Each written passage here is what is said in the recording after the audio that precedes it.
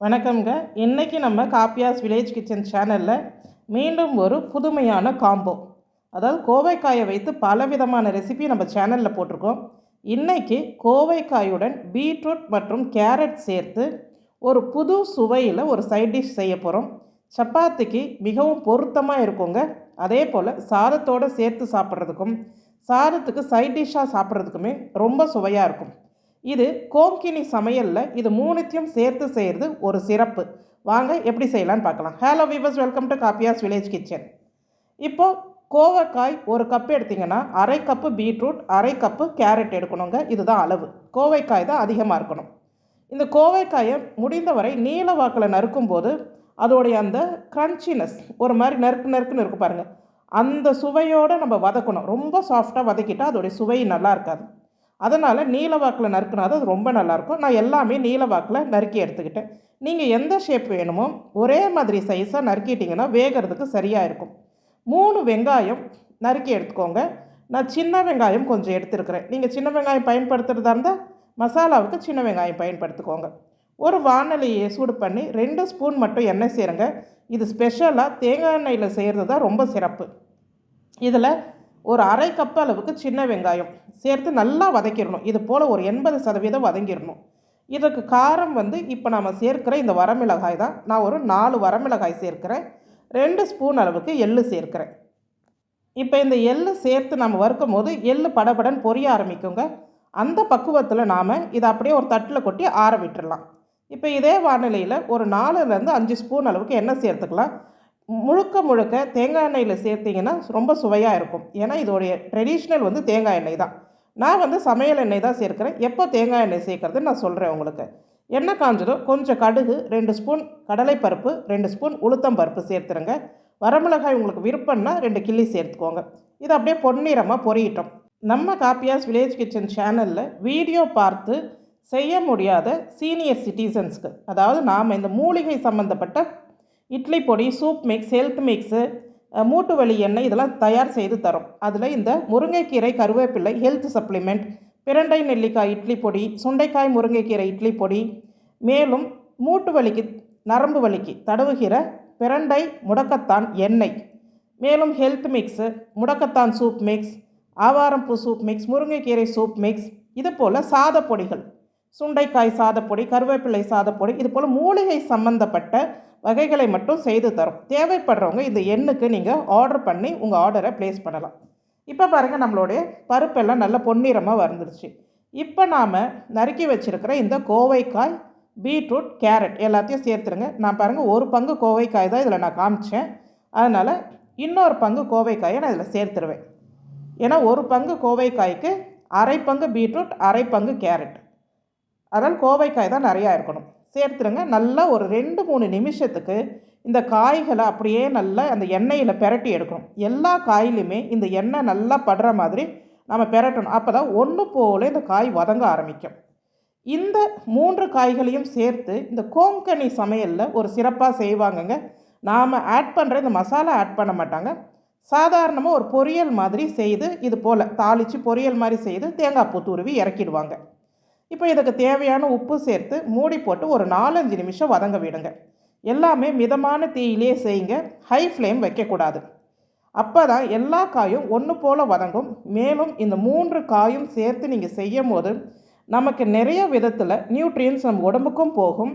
இதோடைய சுவையும் பார்த்திங்கன்னா, நீங்கள் பீட்ரூட் சாப்பிடாதவங்க, கேரட் சாப்பிடாதவங்க, இல்லை கோவைக்காய் மட்டும் தவிர்க்கிறவங்க, இவங்க எல்லாருமே இந்த காம்போவை விரும்பியே சாப்பிடுவீங்க.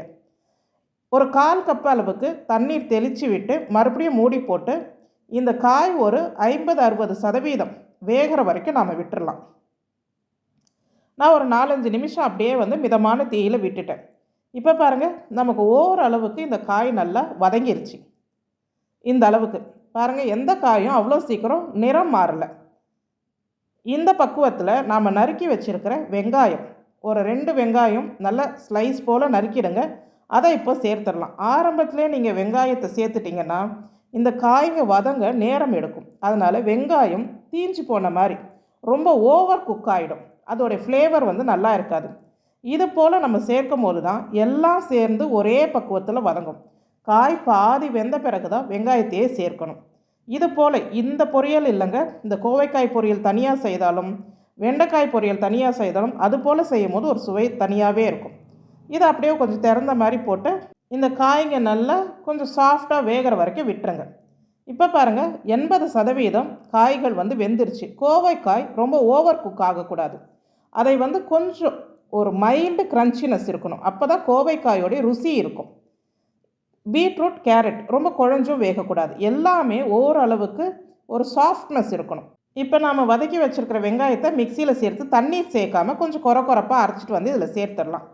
சேர்த்து நல்லா அதில் எல்லா காயிலையும் படுற மாதிரி கிளறிடுங்க. இந்த மசாலா நீங்கள் இன்னும் கொஞ்சம் வெங்காயம் கூடுதலாக கூட வதக்கி அரைக்கலாங்க. ஏன்னா இந்த மசாலா தான் இந்த காய்களுக்கான அந்த ஃப்ளேவர் கொடுக்கும். நீங்கள் சைட் டிஷ்ஷாக சாப்பிட்றீங்க அப்படின்னு சொன்னால் இது குறைவாக சேர்த்துக்கலாம். சப்பாத்திக்கு நீங்கள் சேர்த்து சாப்பிட போகிறீங்கன்னா இந்த மசாலா கொஞ்சம் கூடுதலாக சேர்த்து செய்யலாம். ரொம்ப சுவையாக இருக்கும். கண்டிப்பாக ஒரு முறை இதை முயற்சி செய்து பாருங்கள். கொஞ்சம் மஞ்சள் தூள் சேர்த்துருங்க.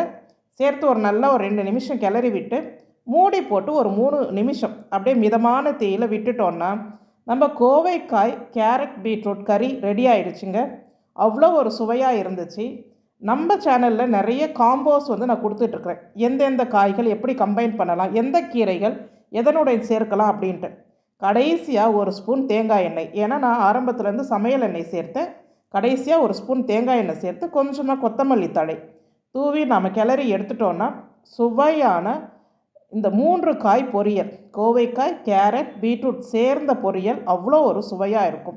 இதை பொரியல் சொல்ல முடியாதுங்க. இதை கேரட் பீட்ரூட் கோவைக்காய் வெங்காய மசாலா தான் சொல்லணும். ஏன்னா இதில் முதன்மையாக வெங்காயம் தான் அதிகமாக இருக்கும். அந்த ஃப்ளேவர் ரொம்பவே நல்லா இருக்கும்.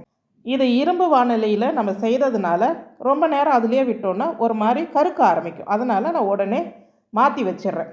இது போல் கொஞ்சம் இரும்பு சத்து இருக்கிற காய்கறிகள் அந்த மாதிரி அதோடைய தன்மை பொறுத்து இரும்பு வானிலையில் சமைக்கும் போது நம்ம உடனே மாற்றிடணும். இப்போ பாருங்கள், சப்பாத்திக்கு ரொம்ப சுவையாக இருந்ததுங்க. சாதாரணமாக எங்கள் வீட்டில் சப்பாத்திக்கு இந்த காய் வகைகள் தான் வைத்து சாப்பிடுவோம். அதே போல் சாதத்துக்கு பிசைஞ்சு சாப்பிடவும் நம்ம அந்த வெங்காய மசாலா சேர்த்ததுனால இது அப்படியே ஒரு பைண்டிங் மாதிரி சாதத்தோட பிசைஞ்சு சாப்பிட சுவையாக இருந்தது. அதுக்கு சைட் டிஷ்ஷாக அப்பளமும். இது சுண்டைக்காய் வடாமுங்க. சுண்டைக்காய் வடம் எங்கள் அம்மா நிறைய இது போல் வித்தியாசமாக வடாம் போடுவாங்க. இதை நீங்கள் வீட்டில் வறுத்தீங்கன்னா ஏதோ பக்கோடா செய்கிறாங்கன்னு நினச்சிருவாங்க. இது எப்படி போடுறதுன்னு நான் வெயில் காலத்தில் கண்டிப்பாக இதை போட்டு காமிக்கிறேங்க. அவ்வளோ ஒரு அருமையாக இருந்தது. இது போல் காய்கறிகள் நிறையா சேர்த்து சாதம் குறைவாக சாப்பிடும் போது நம்ம நல்லா மென்று சாப்பிடுவோம். மேலும் அரிசியை குறைவாக எடுத்துப்போம், காய் நிறையா சாப்பிடுவோம். குழம்பு சேர்த்து சாப்பிடும் போது நிறையா சாதம் சாப்பிட்ற மாதிரி இருக்கும். அதனால் எங்கள் வீட்டில் என்னுடைய ஸ்டைல் இது போல் காய்கறி கீரை பொரியல்லாம் நிறையா சேர்த்து சாப்பிட்றது. உங்களுக்கும் இந்த கோவைக்காய் பீட்ரூட் கேரட் பொரியல் பிடிச்சிருந்தா நம்ம காப்பியாஸ் வில்லேஜ் கிச்சன் சேனலுக்கு ஒரு லைக் பண்ணுங்கள். நன்றி.